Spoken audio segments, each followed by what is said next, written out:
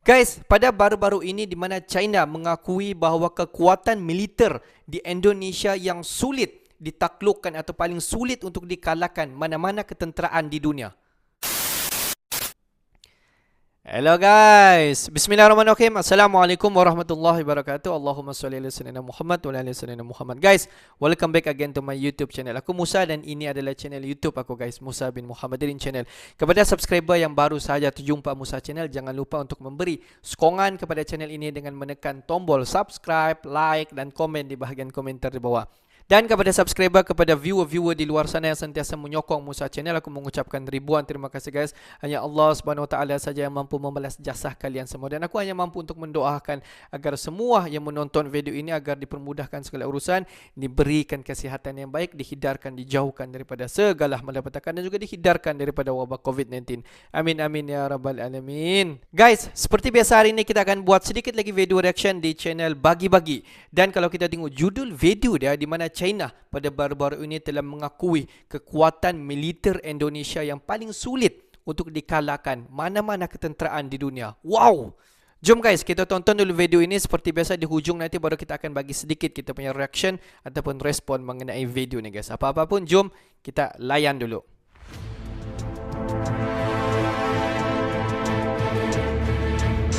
China akui kekuatan militer Indonesia yang sulit ditaklukkan.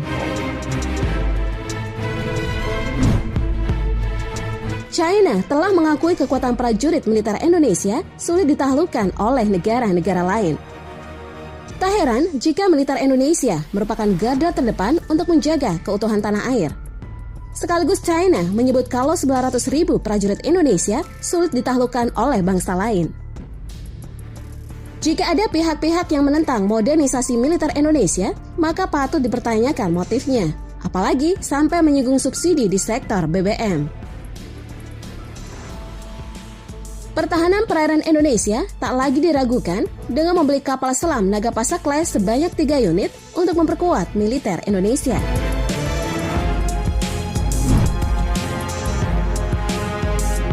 Pembelian Nagapasa Class sengaja dilakukan karena Indonesia ingin mendapat transfer teknologi pembuatan kapal selam.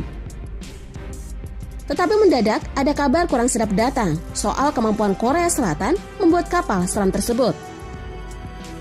Setelah selang waktu yang cukup lama, Yunani mengkritik Jerman soal penjualan kapal selam tipe 214 yang sempat ditawarkan ke Indonesia. Indonesia punya peluang besar untuk memiliki kapal selam buatan Jerman, yaitu kapal selam tipe 214. Meski Indonesia sendiri kini sudah memiliki Scorpène sebagai kapal selam terbaru, tidak menutup kemungkinan tipe 214 juga akan dilirik. Pasalnya Indonesia memang membutuhkan kapal selam baru dan tipe 214 merupakan salah satu kapal selam yang mempunyai kecanggihan luar biasa dan dengan desain dari 2 tipe sebelumnya, yakni tipe 209 dan tipe 212A.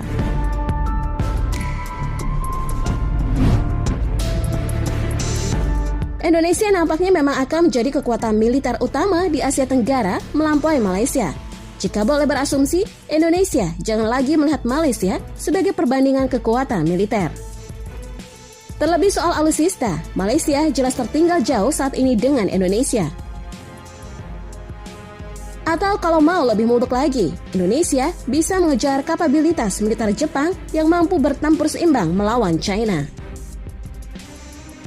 Memang pada tahun 2000-2009 Malaysia boleh jumawa beli alutsista kesana kemari mengalahkan Indonesia. Namun ketika Indonesia sudah menerapkan Minimum Essential Force atau MAF, nampak militer Malaysia bukan tandingan berarti.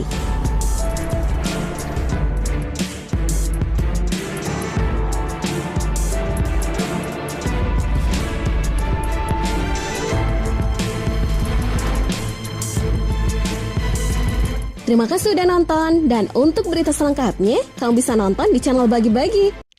Guys, kalau kita tengok kekuatan ketenteraan di Indonesia, daripada setahun ke setahun kita nampak dengan perkembangan yang begitu drastik daripada segi pertambahan daripada personal aktif di Indonesia maupun daripada pertambahan alutsista yang dibeli oleh Indonesia. Dan selepas ini jangan lagi cakap yang ini adalah berita hoax, berita yang tipu, yang berita yang benar. Tetapi sebenarnya kalau kamu dengar apa yang dicakapkan ini ataupun apa yang diperkatakan ini sebenarnya kekuatan ketenteraan di Indonesia daripada tahun ke setahun, pertambahan daripada segi bilangan personal aktif ketenteraan daripada semua mitra TNI Angkatan Laut, Darat dan juga Udara. Jadi makin bertambahlah bilangan personel ketenteraan di Indonesia. Itu satu. Dan kalau kita tengok daripada segi alutsista yang dibeli oleh Indonesia daripada tahun ke setahun semakin bertambah. Dan juga daripada alutsista dan juga segala aset-aset ketenteraan yang dibuat secara mandiri di Indonesia pun semakin bertambah. Jadi bilangan alutsista untuk serangan dan juga pertahanan di Indonesia daripada tahun ke setahun semakin bertambah. Jadi indeks kekuatan Indonesia juga semakin bertambah daripada tahun ke setahun. Dan kalau kamu semua perasan, Indonesia merupakan salah sebuah negara di dunia ini yang mempunyai pesisiran pantai yang besar. Jadi Indonesia seharusnya fokus untuk membuat pertahanan di pesisiran pantai Indonesia yang sangat-sangat besar.